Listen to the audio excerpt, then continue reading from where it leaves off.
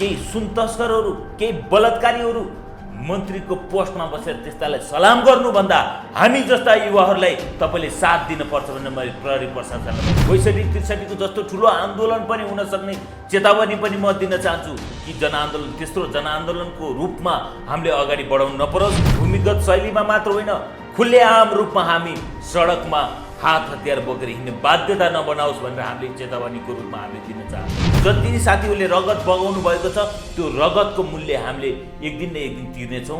तपाईँले ढुक्क भएर बस्नुहोस्। तपाईँको रगतको पसिना, तपाईँले बगाउनु भएको रगत, तपाईँले बगाउनु भएको पसिना, तपाईँले गर्नुभएको लगनशीलता हामीले कदापि मेट्न दिने छैनौँ। भिडलाई तितर पितर मात्र बनाउने कुरा होइन, यानि कि गोरु चुट्या जस्तो चुट्ने होइन।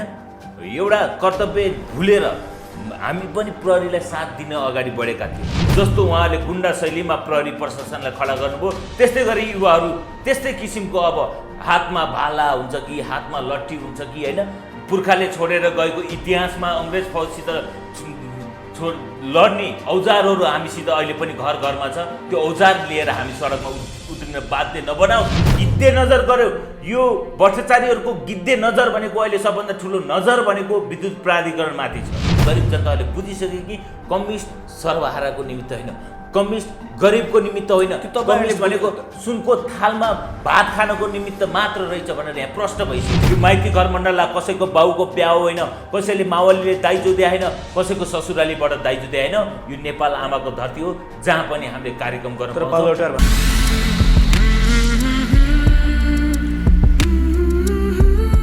आदरणीय दर्शक महानुभाव नमस्कार। तपाईँ यति बेला हेर्दै हुनुहुन्छ pnpखबर.com र साथमा म रोशन घाटी उपस्थित भएको छु। आज हामीसँग कुराकानी गर्नको लागि वीर गोर्खालीका अभियन्ता नागेन्द्र देउजा हुनुहुन्छ। यहाँलाई स्वागत छ। धन्यवाद। कुलमान घिसिङलाई पुनः नियुक्ति गर्नुपर्छ भनेर सडकमा खुब आन्दोलन गर्दै हुनुहुन्छ। यसमा वीर गोर्खालीले पनि अग्र रूपमा भूमिका निर्वाह गरिरहेछ। कहाँ पुग्यो तपाईँहरूको आन्दोलन? कहिलेसम्म आउँछन् कुलमान घिसिङ?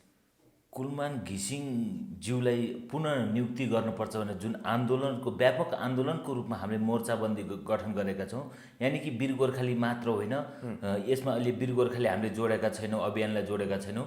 हामी निस्वार्थपूर्ण स्वतन्त्र आफ्नो अभियानलाई एक ठाउँमा राखेर हामी स्वतन्त्र युवाहरूको आवाज बोकेर सडकमा उफ्रिरहेको अवस्था थियो। तर यहाँ के भइदियो भने जुनै किसिमको हामीले आन्दोलन गरे तापनि अहिले हेर्नुहोस्, पुलिस दमन जसरी यो राज्यले दमन गरेको तपाईँले देखिरहनु भएको छ। तमाम हामीलाई मात्र होइन, मिडियाकर्मीलाई शुद्ध लाठीचार्ज प्रहरीले गरिरहेको अवस्थामा यति मात्र होइन, कसरी लाठीचार्ज गर्यो भने तपाईँले देखिरहनु भएको छ, तमाम साथीहरूले देखिरहनु भएको अवस्था छ।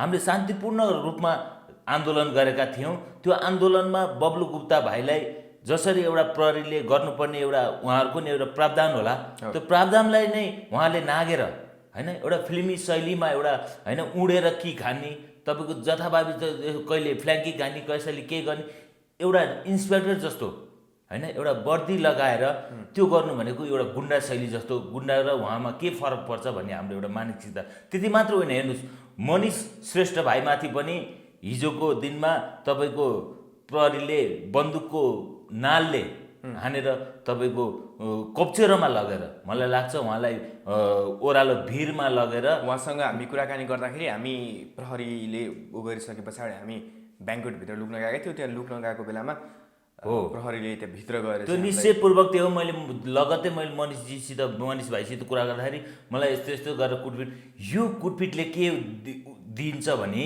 हामी युवाहरूको आवाजलाई दबाउने काम गरेको छ। म के भन्न चाहन्छु भने युवाको आवाजलाई दबाउन यदि राज्य सक्षम तपाईँले सक्नुहुन्छ भने हाम्रो आवाज अब दब्ने छैनन्।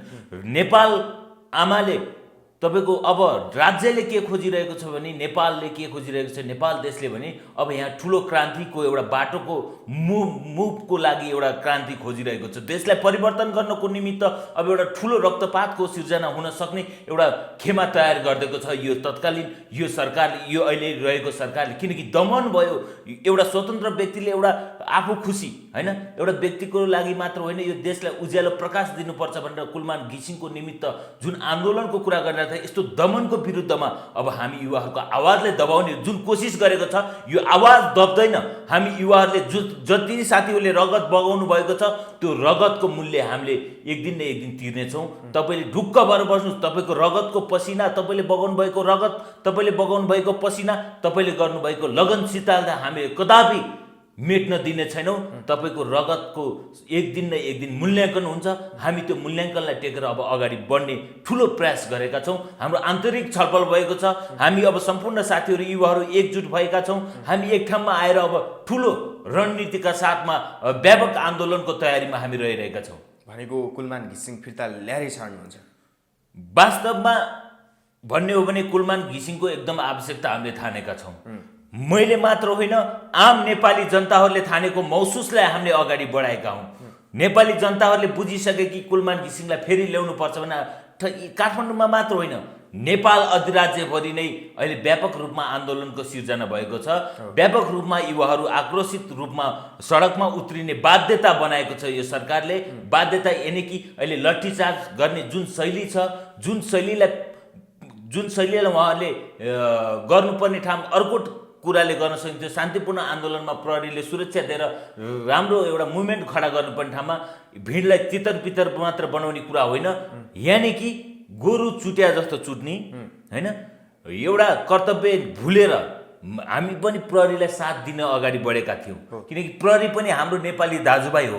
हामीले प्रहरीलाई हानेर प्रहरीमाथि जाइ लागेर हामीले केही उपलब्धि पाउने भनेर हामीले प्रहरीसित मुठभेट गर्न खोजेका छैनौँ। तर प्रहरी साथीहरूले के गरिदिनु भयो भने हामी माथि जाइ लाग्दिनु भयो ताकि हामी नेपाली जनताले तिरेको करको पैसाले उहाँहरूले अहिले तलब भत्ता खानुहुन्छ अनि हामी माथि नै लट्ठी बजार्नुहुन्छ ताकि चोर जस्तो रहेको केही भ्रष्टाचारीहरू, केही सुन तस्करहरू, केही बलात्कारीहरू मन्त्रीको पोस्टमा बसेर त्यस्तालाई सलाम गर्नुभन्दा हामी जस्ता युवाहरूलाई तपाईँले साथ दिनुपर्छ भनेर मैले प्रहरी प्रशासनलाई भन्छु। किनकि हामीले कुनै मान्छे मारेका छैनौँ, हामी कुनै आतङ्ककारी पनि होइनौँ, हामी कुनै बलात्कारी पनि होइनौँ। यानि कि हामी देशलाई माया गर्ने एउटा युवाहरू हौँ। त्यही कारणले गर्दाखेरि मलाई के लाग्छ भने प्रहरी साथीहरूलाई म के भन्न चाहन्छु भने निश्चयपूर्वक तपाईँहरू अब बदलिनुपर्छ, तपाईँहरू सच्चिनुपर्छ। यदि सच्चिनु हुनु भने ठुलो आन्दोलनको रक्तपात पनि सिर्जना हुनसक्छ कि प्रहरी दाजुभाइ नेपाली यहाँ लड्ने अवस्था हामीले ठानेका छौँ। 62-63 को जस्तो ठुलो आन्दोलन पनि हुन सक्ने चेतावनी पनि म दिन चाहन्छु कि जनआन्दोलन तेस्रो जनआन्दोलनको रूपमा हामीले अगाडि बढाउनु नपरोस्। यदि युवालाई दबाउन खोजिन्छ, युवाको आवाजलाई थितोमिचो गर्न खोजिन्छ भने यो सरकारलाई नै हामी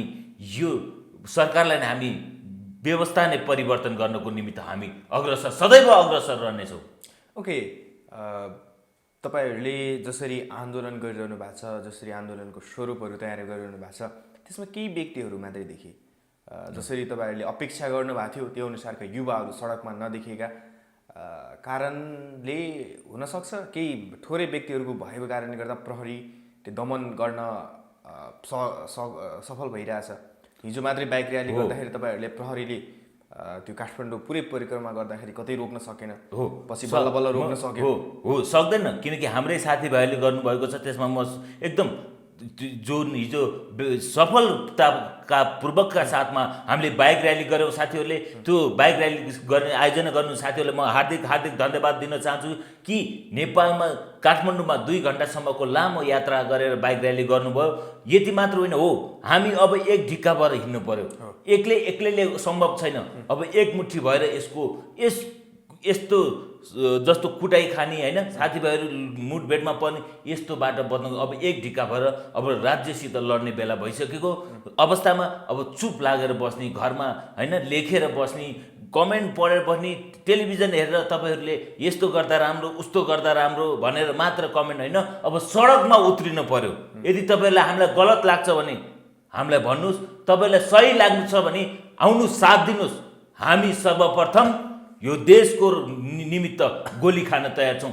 देश हामी बाँच्यौँ त देश बाँच्छ भनेर हामी बाँचेर देश बचाउनु पर्ने अवस्था रहेको छ।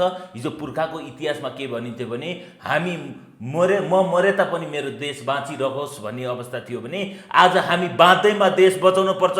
हामी जस्तो युवाहरूले बाँच्दैमा मेरो देश बचाउनु पर्ने अवस्था ठानेका छौँ। देश बचाउनको निमित्त देश खोक्रो भइसक्यो। हेर्नुहोस् अहिले जुनै किसिमको कुरा गर्नुहुन्छ भने आज देश एकदम खतरनाक अवस्थामा रहेको छ। यहाँ थुप्रै यति कुलमान घिसिङको मात्र कुराको आवाज बोकेर होइन, यहाँ देशमा भएको भ्रष्टाचार, अनियमितता, होइन, बलात्कारको सम्बन्धी कुराहरू हुन्छ, एसिड आक्रमणको सम्बन्धी कुरा हुन्छ, कृषि क्षेत्रका कुरा हुन्छ, स्वास्थ्य क्षेत्रका कुरा हुन्छ, विभिन्न विधाका कुराहरूलाई लिएर अब सडक आन्दोलनको मुभमेन्टमा उठ्नुपर्ने आवश्यकता हामीले ठानेका छौँ। यदि हामीलाई दबाउन खोजिन्छ भने हिजो जसरी तत्कालीन माओवादीले बन्दुकको नाल बोकेर नेपालको सत्तालाई परिवर्तन गर्ने खेल गर्यो, त्यसमा नेपाली जनतालाई एउटा त्रसित बनाउने खेल गर्यो, त्यो त्रसित हामी नबनाइकिन यदि हामी कलम र आवाज बोकेर सडकमा निस्केको युवाहरूलाई दबाउन खोजिन्छ भने हामी पनि भूमिगत शैलीमा रहेर हामी पनि देशको निमित्त हामीले फेरि त्यो भन्दैमा ६२-६३को आन्दोलन पश्चात जसरी माओवादीले हतियार उठाए त्यो हतियार बोकेर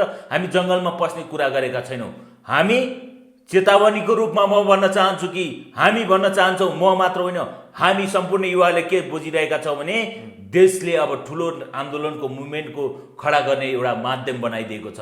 देशलाई समृद्धि विकासतर्फको निमित्त एउटा आवाज बोक्ने युवा देशले खाँचो रहेको अवस्थामा अब युवाहरू सडकमा आइरहेको अवस्थामा यदि नेपाल सरकारले हामीलाई दबाउन खोज्छ, हामीले राम्रो समृद्धिको कुरा, विकास निर्माणको लिएर भ्रष्टाचार मुक्त हुनुपर्छ, नेपालमा कानुन परिवर्तन गरेर भ्रष्टाचारीलाई फाँसी दिनुपर्छ, यस्ता बलात्कारीहरूलाई फाँसी दिनुपर्छ भने हामीले न्यायको आन्दोलन लडिराख्दाखेरि हाम्रो आवाजलाई दबाउन खोजिन्छ भने हामी पनि देखाउन चाहन्छौँ कि हामी कस्तो क्रियाकलाप गरेर हामी अगाडि बढ्न चाहन्छौँ भने हामी हातमा हात मिलाएर भूमिगत शैलीमा मात्र होइन, खुलेआम रूपमा हामी सडकमा हात हतियार बोकेर हिँड्ने बाध्यता नबनाओस् भनेर हामीले चेतावनीको रूपमा हामीले दिन चाहन्छौँ कि हामीले बोकेका आवाजहरू मात्र हाम्रो लागि निमित्त होइन।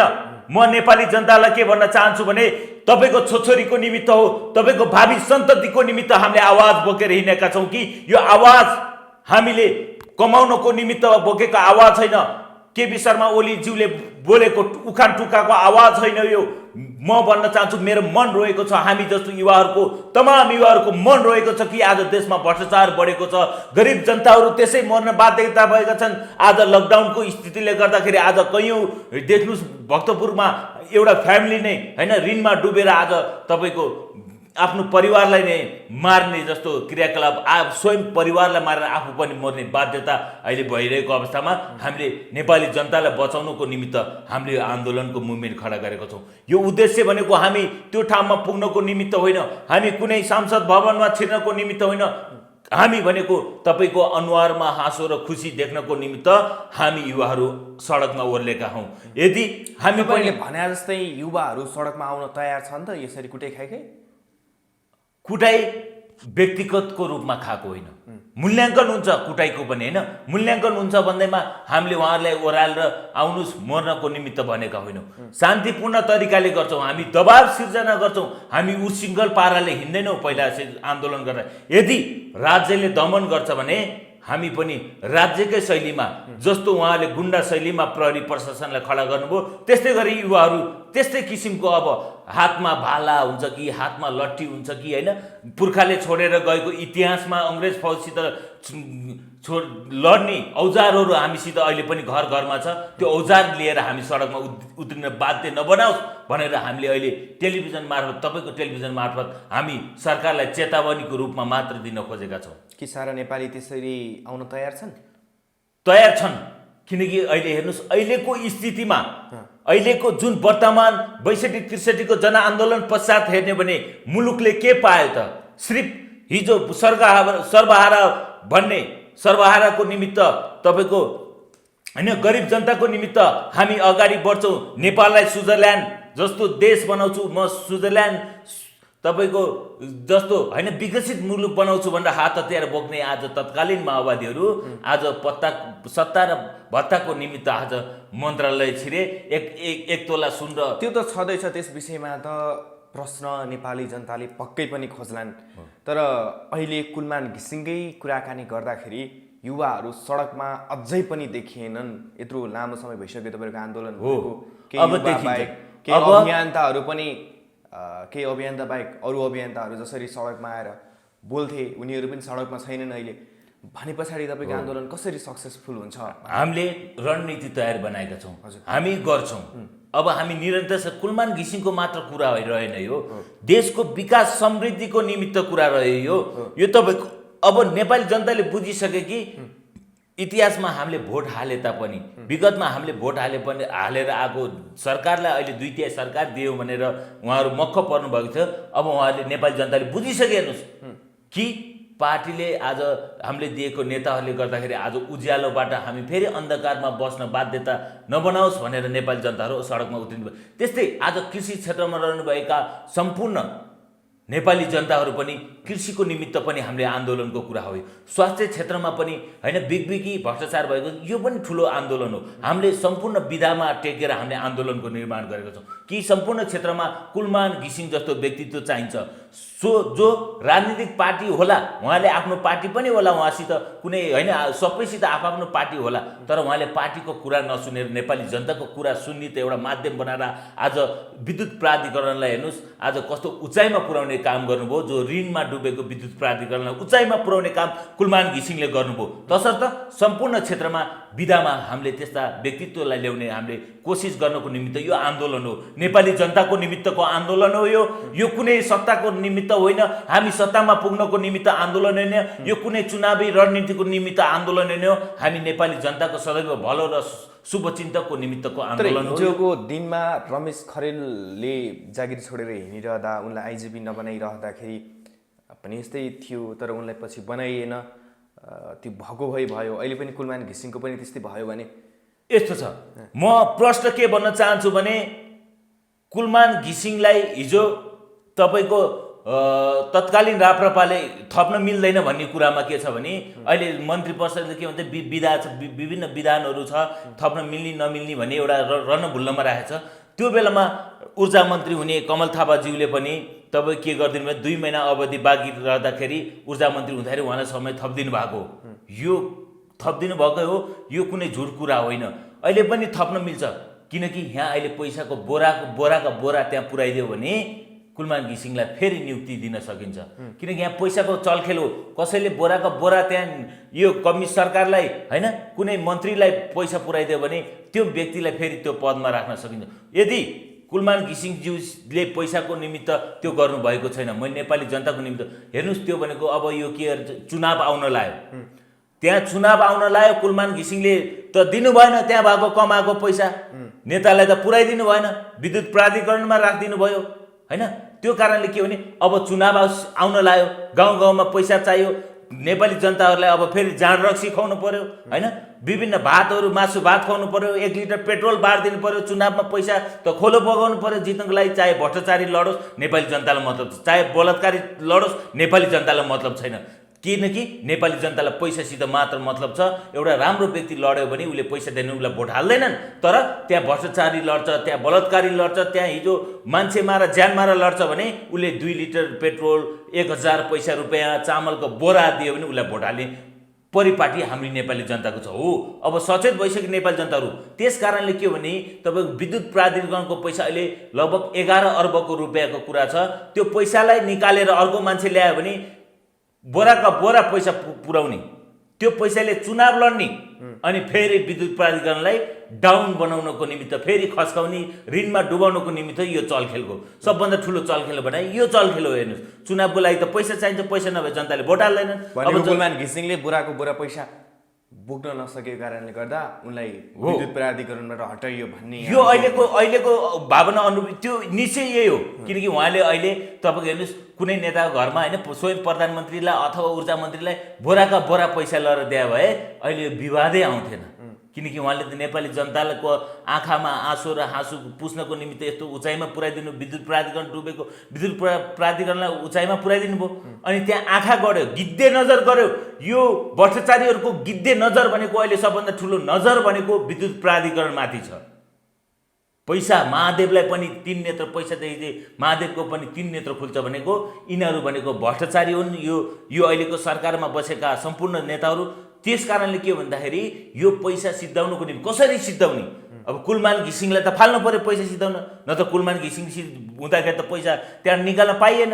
त्यस कारणले के भन्दाखेरि पैसा निकाल्नुको माध्यमको निमित्त कुलमान घिसिङलाई त्यहाँबाट पद निकाल्ने, उहाँको समय अवधि सकियो भनेर सक्यो, वास्तवमा सकेको उहाँलाई अब नथप्ने, अर्को मान्छे ल्याउने, ऊ मान्छे माध्यमबाट अब चुनाव आउनलाई हामी लड्नु पर्यो। अब राज्यको पैसा अब खर्च गर्नु पर्यो, व्यक्तिगत पैसा छैन उहाँहरूसित होइन होला, तर कालो धन राखिरहनु भयो होला, तर विद्युत प्राधिकरणको पैसा युज गर्ने, चुनाव लड्ने यही माध्यम हो। हेर्नुहोस् उहाँहरूको गिद्धे नजर परेको यही हो। वास्तवमा भन्यो भने नेपाली जनताले बुझ्ने हो भने त्यो पैसा सिद्धाउनुको निमित्त सबभन्दा ठुलो चलखेल अहिले यसमै लडाइँ हो। यो राज्यको यो भएको मन्त्री परिषदको त्यहाँ लएर राम्रो मान्छे होइन हाम्रो मान्छे राख्ने, हाम्रो मान्छेले पैसा झिक्ने खाने, त्यही व्यवस्था हो। हेर्नु अहिलेसम्म चलिरहेको व्यवस्था, त्यही व्यवस्थालाई फेरि परिवर्तन गर्नको निमित्त, राम्रो मान्छे ल्याउनको निमित्त, कुलमान घिसिङलाई फेरि राख्नको निमित्त अब पैसा सिद्धाउने कि अँध्यारोमा उज्यालोमा बस्ने कि अब नेपाली जनताको हातमा छ, हामी जस्तो युवाको हातमा छ। तसर्थ म के भन्न चाहन्छु भने हामी जस्तो युवाहरू सडकमा आउनुपर्छ, होइन भने फेरि अन्धकारमा बसौँ, 22 घन्टा लोड सेडिङ जान्छ, 2 घन्टामा बसौँ होइन, अनि दाउरामा भात पकाउँ खाउँ। अब हुनेले पकाउँछ नहुनेले पकाउँदैन। कुलमान घिसिङ हट्दैमा लोड सेडिङ भइहाल्ने, विद्युत प्राधिकरण बिग्रिहाल्ने हो र? यति मात्र होइन, ठुलो चलखेल छ। हेर्नुहोस् यहाँ ल्याएका तपाईँको इन्डक्सन तपाईँको के अरे सोलर बिक्री भएन इन्डियन कम्पनीको। हेर्नुहोस् होइन तपाईँको के भन्छ मैनबत्ती बिक्री भएन यहाँ। अहिले तपाईँको स्थिति हो भने अहिले बिक्री भएको तपाईँले के मान्छेले लोड सेडिङ भएको बेलामा 3-4 लाखको सोलर प्यानल हालेर बत्ती झलमल्ल बाल्ने स्थिति बनाएको छ। 22 घन्टा लोड सेडिङ गरेर त्यो अवस्थालाई निर्मूल पार्न कुलमान घिसिङले त गरिदिनु भयो। अनि बिक्री भएन। हेर्नुहोस् नेपालको उत्पादन त केही छैन नि त, सोलर नेपालको उत्पादन होइन, नेपालमा बनेको फ्याक्ट्री त छैन, विदेशबाटै ल्याउनु पर्यो छिमेकी मुलुकबाट। त्यो बेच्नको निमित्त यहाँ ठुलो चलखेल हो। हेर्नुहोस् यो चलखेल गर्नको निमित्त लोड सेडिङ हुन्छ। हेर्नुहोस् यहाँ पैसा पनि सिद्धिन्छ, तपाईँको के अरे भएको उचाइमा पुऱ्याएको 11 अर्ब पनि सिद्धिन्छ। फेरि तपाईँको यहाँ हामीले फेरि सोलर प्यानल युज गर्ने अवस्था रहनेछ भनेर कसरी हुन्छ यो कुरा चाहिँ?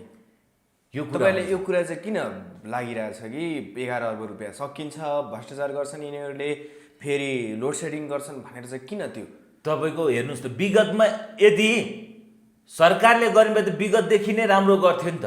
त्यो त कुलमान घिसिङले सिस्टम बनाएर गइसकेको छ नि।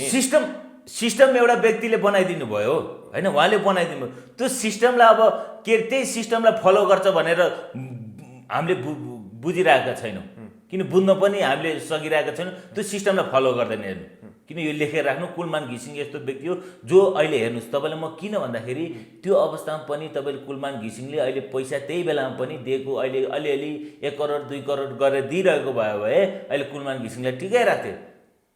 किन फालेको किन सिद्धाएको भन्दाखेरि कुलमान घिसिङले पैसा दिन नसकेर उहाँलाई फेरि पुनरावृत्ति नगरेको हो।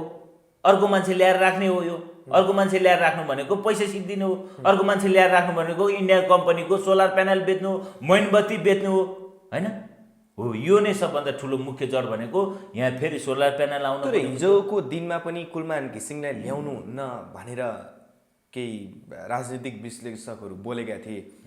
तिनै राजनीतिक विश्लेषकहरू अहिले चाहिँ कुलमान घिसिङलाई हटाउनु हुँदैन भनेर बोलिरहेको यहाँ पनि अवगत नै होला। किन भन्दाखेरि त्यो बेलामा के थियो भने उहाँ प्रचण्डको लाइनको व्यक्ति भएर होला होइन। किनकि म भन्न चाहन्छु जनार्दन शर्माज्यूले ल्याएर राख्नु भएको हो ऊर्जा मन्त्री हुँदाखेरि, त्यो कारणले गर्दाखेरि हुन होला भन्ने चाहन्छु म। किनभने उहाँले पनि बुझेर के, तर उहाँले हेर्नु प्रचण्डको म मान्छे होइन भनेर त काम गर्नुभयो नि। म के अरे जनार्दन शर्माको म एउटा मान्छे, जनार्दन शर्माको मात्रै मान्छे हो भनेर म त काम गर्नु भएन नि। म नेपाली यो पद धारण गरेपछि उहाँले भन्नुभयो म नेपाली जनताको एउटा सेवक हुँ, नेपाली राष्ट्रको एउटा कर्मचारी हुँ, विद्युत क्षेत्रको एउटा म मुख्य जिम्मेवारी पात्र हुँ भनेर नेपाली जनताको लागि त काम गर्नुभयो नि। प्रचण्डको लागि काम गरिदिनु भएन नि, त्यो जनार्दन शर्माको लागि काम गरिदिनु भएन नि। हो यस्तै व्यक्तिको खाँचो भएर हामीले कुलमान घिसिङलाई हामीले फेरि पुनर्निर्माली गर्नुपर्छ भने हामीले जोसुकै विधामा होस्, चाहे उहाँ कम्युनिस्ट पार्टीको हुनुहुन्छ होला, चाहे उहाँ नेकपा के अरे तपाईँको, चाहे उहाँ नेपाली काङ्ग्रेस हुन्छ होला, हामी उहाँलाई स्वागत गर्न चाहन्छौँ। तपाईँले तेस्रो जनआन्दोलन गर्छौँ, तेस्रो जनआन्दोलन गर्ने सङ्केत दिँदैछ यो सरकारले भनेर भनिरहनु भएको छ। कसरी सम्भव छ यो कुरा? यो कुरा पुरै रूपमा सम्भव छ। किनकि अहिले राज्य व्यवस्था सञ्चालनको कुराहरू हेर्नुहोस् हैन, अहिले भ्रम सिर्जना ट्रेन ल्यायो भन्नुहुन्छ, त्यो ट्रेन के अहिले केपी शर्मा ओलीले मात्र ल्याएको ट्रेन हो? हिजो के राजाको पालामा ट्रेन थिएन? यिनीहरूले भत्काए, यिनीहरूले फाले अनि यिनीहरूले ल्याए। ल्याउन त पहिले विगतमा नेपाली जनताको निमित्त ट्रेन त नेपालमा पनि थियो, हुँदाहुँदै ट्रेन हाम्रो पालामा आयो भनेर अहिले बिगबिगी हल्ला। हिजो राजाको पालामा पनि ट्रेन थियो, अब हुँदाहुँदै यो सडक उनीहरू चिल्ला गाडी चढ्ने ठुल्ठुलो राजमार्गहरू हामीले बनायौँ भन्न पनि सक्छन् यिनीहरू। हेर्नुहोस् होइन, किनकि हामीले गऱ्यौँ। नेपाली यिनीहरूले के गर्छ भने हेर्नुहोस्, अहिले गरिब जनताको निमित्त लडाइँ गर्छु भन्छ नि, झन् गरिबलाई गरिब बनाउने काम खेल्यो। किनकि यिनीहरूले गरिबमाथि एउटा खेलवाड गरे। हेर्नुहोस्, कम्युनिस्टको धार भनेको के छ भने सर्वहाराको निमित्त लड्ने भने आज अनि उहाँहरूले के गर्नुहुन्छ नि, गरिबको लागि भने गरिबलाई झन् गरिब बनाउने काम गर्नु। कहिले गरिबलाई माथि उक्लिन दिनु भएन कि उहाँहरूले। त्यसको निमित्त अब गरिब जनताहरूले बुझिसके कि कम्युनिस्ट सर्वहाराको निमित्त होइन, कम्युनिस्ट गरिबको निमित्त होइन, कम्युनिस्ट भनेको सुनको थालमा भात खानको निमित्त मात्र रहेछ भनेर यहाँ प्रश्न भइसक्यो। त्यो तपाईँहरूले बुझ्नु भएको छ। आम नेपाली जनता त आनन्दसँग बसिरहेछन्, आनन्दसँग सुतिरहेछन्, उनीहरूलाई तेस्रो जनआन्दोलन गर्ने टाउको चाहिँ किन दुख्छ त? होइन, मनमा पीडा छैन, आनन्दताले कहीँ बसेको छैन नेपाली जनताहरू। तपाईँ सामाजिक सञ्जालमा हेर्न सक्नुहुन्छ, तपाईँ विभिन्न रूपमा विधामा हेर्न सक्नुहुन्छ कि नेपाली जनताहरू ढुक्क भएर बसेको अवस्था छैन। किनकि हेर्नुहोस्, अहिले कर पनि थुप्रै बढायो। आज नेपाली जनताको टाउकोमा ऋण 40-50-60 हजार नेपाली जनताको टाउकोमा ऋण पर्यो। हिजो राजाको पालामा 5-6 हजार थियो भने आज प्रत्येक नेपाली जनताको टाउकोमा ऋण तपाईँको 70 देखि 60 हजारसम्म छ। हेर्नुहोस्, अहिले बनाइसक्यो यिनीहरू। त्यति मात्र होइन, हेर्नुहोस् न, गरिब अहिलेको स्थिति किन छ भन्दाखेरि तपाईँ एउटा मात्र म के उदाहरण दिन्छु भने विदेशमा हामी नेपाली जनताहरू पठायौँ, बेच्यौँ। यो बेचेकै हो। हेर्नुहोस्, हामीले पठायौँ, नेपाली सरकारले गर्यो भने होइन। नेपाली जनता विदेशमा लगेर बेच्ने काम अहिले दिनदिनै बढेर गएको छ। यो सरकारको माध्यमबाट यो व्यवस्था परिवर्तन भएदेखिबाट लाखौँ नेपाली जनताहरू विदेशी नै बाध्य भएको छ। अनि यो कोरोनाको बिचमा तपाईँ त्यही नेपाली जनताको रेमिटेन्सको भरमा उहाँहरूले तलब भत्ता खानुहुन्छ। त्यही नेपाली जनताको रेमिटेन्सको भरमा आज तपाईँको नेपालको मुलुकको अर्थतन्त्र चलिरहेको छ। अनि त्यही नेपाली जनताहरू विदेशको भूमिमा एक छा खान नपाएर लकडाउनको स्थितिमा मर्न बाध्य भएका छन्। अनि भन्नुहोस्, 1000 कमाउनको निमित्त 10,000 20,000 एउटा फ्यामिलीको बचाउनको निमित्त, पढाउनको निमित्त, छोरी पढाउनको निमित्त खाडी मुलुकमा गएर साउदी अरबको मरुभूमि र मलेसियाको जङ्गलमा पसेर उहाँले 60 देखि 30 देखि 35 कति लगभग 45 डिग्रीमा उहाँहरूले काम गर्न बाध्यता बनेको छ। अनि आज हेर्नुहोस्, हवाई टिकट त्यहाँबाट आउँदाखेरि 1,25,000 रुपियाँ छ। कस्तो सरकार हो यो? सरकारले गर्न सक्ने अवस्था छ कि छैन? जसले पैसा तिर्न सक्दैन यो सरकारले प्लेन च्यार्टर गरेर लान पर्ने अवस्था हो कि होइन यतिखेर? जो सरकार हाम्रो अर्थतन्त्र, हाम्रो देश नेपाली जनताहरू विदेशमा गएर रेमिटेन्सको भरमा चलेको हो। यो माध्यमलाई टेकेर हामीले के गरेका छौँ भने अब नेपाली जनताहरू, विदेशमा रहेका नेपाली जनताहरूले यो सरकारले केही नगरेको अवस्थामा अब ठुलो आन्दोलनको मुभमेन्टको खडा गर्नको निमित्त विदेशमा रहनुभएको साथीहरूले पनि हामीलाई सहयोगको अपेक्षा भन्नुभएको छ। तपाईँहरू गर्नुहोस्, हामी तयार छौँ। किनकि यो सरकारले नगरेको अवस्थामा छ, यो सरकार असफल भयो, यो व्यवस्थाले नै व्यवस्था परिवर्तन गर्नु नै हाम्रो ठुलो भुल भयो भनेर अहिले नेपाली जनताहरू हामीलाई लागि पर्दाखेरि हामीलाई के खुसीको कुरा छ भने आज नेपाली जनताले बुझिसके कि यो व्यवस्थाको कारणले गर्दाखेरि हामी आज यस्तो जीवन जिउन पर्यो, बाध्यता भयो। जो कोरोनाको बिचमा पनि हेर्नु, सामान्यतः हिजोको दिनमा 20-30 हजार टिकट थियो नेपाल आउनको निमित्त भने अहिले 1,25,000 रुपियाँ तिरेर नेपाली जनता कसरी आउँछन् त? यो कुरा पनि सबभन्दा ठुलो। पक्कै पनि अब हामी अन्त्यतिर पनि छौँ। जसरी बब्लु गुप्ता, हेमराज थापा, पुण्य गौतम, मुना श्रेष्ठ अनि यता मनिष श्रेष्ठको झन् टाउकै फुटेको छ। अस्ति अस्पतालभित्रै गएर केही महिलाहरूमाथि प्रहरीले गरेको छ कि युद्धको बेलामा पनि अस्पतालभित्र छिर्न पाइँदैन, त्यस्तो दमन नेपाल प्रहरीले गरेको छ। अब उनीहरू विरुद्धको लडाइँ चाहिँ तपाईँहरू कस्तो हुन्छ? कुलमान घिसिङले ल्याउने तपाईँहरूले रणनीति बनाइसक्नुभयो, अब सडक आन्दोलनबाट ल्याउँछु भन्नुहुन्छ। अब उनीहरूलाई कारवाही गर्नलाई चाहिँ के गर्नुहुन्छ? हामी कारबाहीको दायरामा हामी छौँ। किनकि हामीले कुनै गल्ती गरेका छैनौँ। किनकि हामीले त्यहाँ तपाईँको भिडियो सामाजिक सञ्जालमा छ।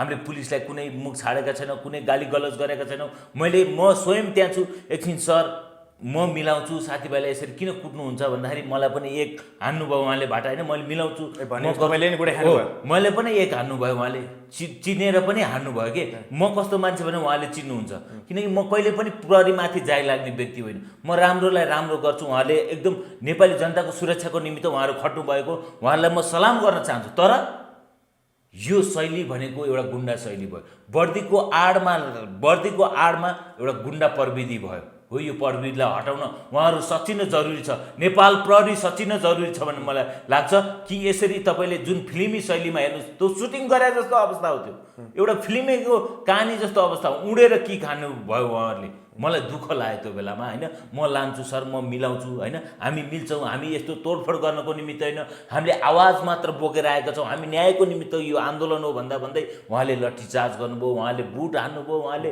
बन्दुकको पासा पनि हान्न सक्नुभयो एउटा सिर्फ बन्दुक चलाउन मात्र बाँकी छ उहाँले अरू सबै युज गर्नुभयो तसर्थ म के भन्छु भने प्रहरी प्रशासनका विशिष्ट आदरणीय हाम्रा चिफ साहबहरूलाई के भन्न चाहन्छु भने अब यस्तो गतिविधिबाट तपाईँहरू सचिनुपर्ने आवश्यकता मैले ठान्छु किन सचिनुहोस् हामी पनि तपाईँका भाइ भतिजाहरू हुन् हामी पनि नेपाली आमाको सन्तान हौँ तपाईँ पनि नेपाली आमाको सन्तान हो हामी बिचमा कुनै मुठभेडको कुरा होइन हामी पनि सरकारसित कुनै मुठभेडको कुरा होइन यहाँ न्यायको निमित्त बोलेको आवाज युवाले बोकेको आवाजलाई तपाईँले फेरि यही स्थितिमा तपाईँले दमन गर्न खोज्नुहुन्छ भने आवाजमाथि सबभन्दा ठुलो हामीले फेरि के गर्नुपर्छ हामी रणनीति बनाएर फेरि ठुलो रक्तपातको सिर्जना हुनबाट वञ्चित हुनको निमित्त म सरकारलाई र पुलिस प्रशासनलाई के आह्वान गर्न चाहन्छु भने तपाईँले सुरक्षा दिनुहोस् हामीले कसैको घर तोडफोड गर्ने होइन हामीले कसैको गाडीमाथि ढुङ्गा मुढा वर्षाउनुको निमित्त आएन हामी स्वतन्त्रको ताला स्वस्फूर्त हामीले शान्तिपूर्ण र्याली गर्न पाउँछ भनेर हामीले मागो यो माइती घर मण्डललाई कसैको बाउको बिहा होइन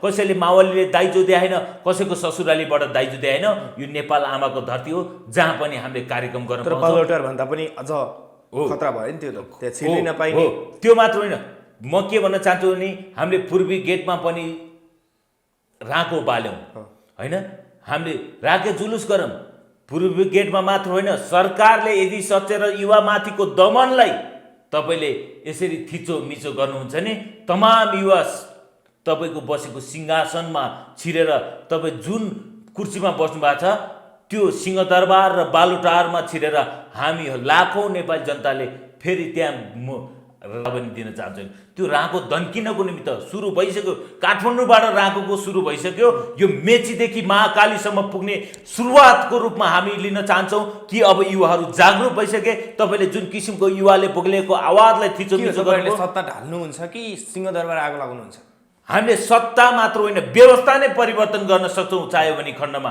किनकि हामी व्यवस्थाको विरोधी मात्र होइन यो देशको हिजो हामीले संविधानको दिवसको रूपमा हामी कालो संविधानको रूपमा हामीले मानिरहेका छौँ यहाँ केही साथीहरू हामीले अहिले मुभमेन्ट खडामा पनि कोही साथीहरू हामीले यो मुभमेन्टकोमा गणतन्त्रवादी साथीहरू पनि हुन्छ हामीले न्यायको आन्दोलन छुट्टै छ भने हामी व्यवस्थाको आन्दोलन पनि छुट्टै गर्छौँ किनकि हामी स्वयं राष्ट्र संस्था र हिन्दू अधिराज्य नेपालप्रति हामी एकदम प्रति कटिबद्ध भएको युवाहरू हुन् अब सम्पूर्ण युवाहरूले बुझिसकेको अवस्था छ कि राजाको पालामा यस्तो हुने थिएनन् ६२-६३ आन्दोलनमा भयो होला त्यो ठुलो आन्दोलनको मुभमेन्टमा त्यहाँ भएका क्रान्तिकारीमा छिर्नुभएको तपाईँले अब यसरी नै दमन गरेपछि भन्नुहुन्छ त्यो दमन चाहिँ अझै सहन तयार हो तपाईँहरू हामी दमन सहन तयार होइन हामी दमनको विरुद्ध मैले भने त अब पनि दमन हुन्छ भने युवाको रगतलाई उम्लिरहेको रगतलाई तपाईँले तताउने काम नगर्नुहोस् किनकि हामी नेपाल आमाको निमित्त मर्न तयार भएर हिँडेको सडकमा हो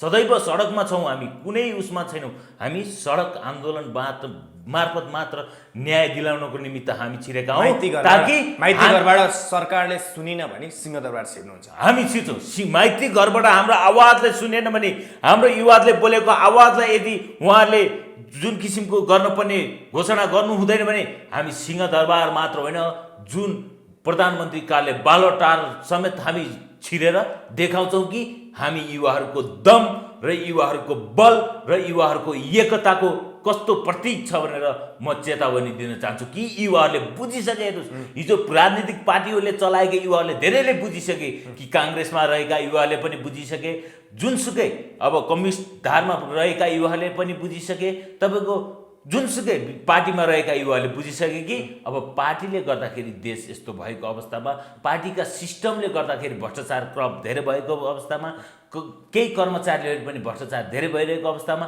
कुलमान जस्तो व्यक्ति त फेरि चाहिन्छ भने युवाहरूले बुझिसकेको अवस्थामा कुलमान जस्तो मान्छे खोज्नको निमित्त युवाहरू अब गाउँ गाउँ छिरिसके मात्र होइन, टोल टोल छिरेर अब यो आन्दोलनको मुभमेन्ट अगाडि बढ्छ। हस्, यहाँहरूको आज यो आवाज अझै बुलन्द हुँदै जाओस्। हामी यहाँहरूको साथमा छु, यहाँको समय र विचारको लागि एकदम। तपाईँहरूको टेलिभिजन मार्फत सुन्नुहुने सम्पूर्ण साथीहरूलाई म के भन्न चाहन्छु भने तपाईँहरूले जुन किसिमको मलाई एउटा किसिमको उत्साह होइन, चाहे तपाईँले गाली गर्नुहुन्छ चाहे तपाईँले समर्थन गर्नु, जुन किसिमको उत्साह दिनुभएको छ यो उत्साहलाई सदैव म तपाईँलाई हार्दिक हार्दिक नमन गर्न चाहन्छु कि तमाम विदेशमा रहनुभएका साथीहरूलाई म के भन्न चाहन्छु भने तपाईँहरू ढुक्काउनुहोस्। तपाईँहरूको निमित्त पनि विदेशबाट आउने साथीहरूलाई पनि म के निवेदन गर्न चाहन्छु भने तपाईँहरूलाई जुन किसिमको महँगो भाडा तिरेर तपाईँहरूलाई आउनु बाध्यता बनाएको छ, यो बाध्यतालाई पनि हटाउनको निमित्त यो ठुलो आन्दोलन हो। यो तपाईँहरूको निमित्त सबभन्दा ठुलो पीडा भनेको तपाईँहरूलाई पनि परेको छ, तपाईँहरूको निमित्त पनि यो ठुलो आन्दोलन हो। यो आन्दोलनलाई सहयोग गरिदिनु न सम्पूर्ण युवाहरूलाई म हार्दिक हार्दिक धन्यवाद दिन चाहन्छु। विशेष त यो आन्दोलनको मुभमेन्टमा रहनुहुने बब्लु गुप्ता, विमल पन्त, सौरभ भण्डारी, जेरी ताम्रकार होइन, हेमराज थापा, मुना श्रेष्ठ होइन, म लगायत हाम्रो थुप्रै टिमहरूलाई सहयोग गरिदिनु न सम्पूर्ण साथीहरूलाई म हार्दिक हार्दिक धन्यवाद दिँदै म बिदा हुन चाहन्छु। हस्त, जय देश।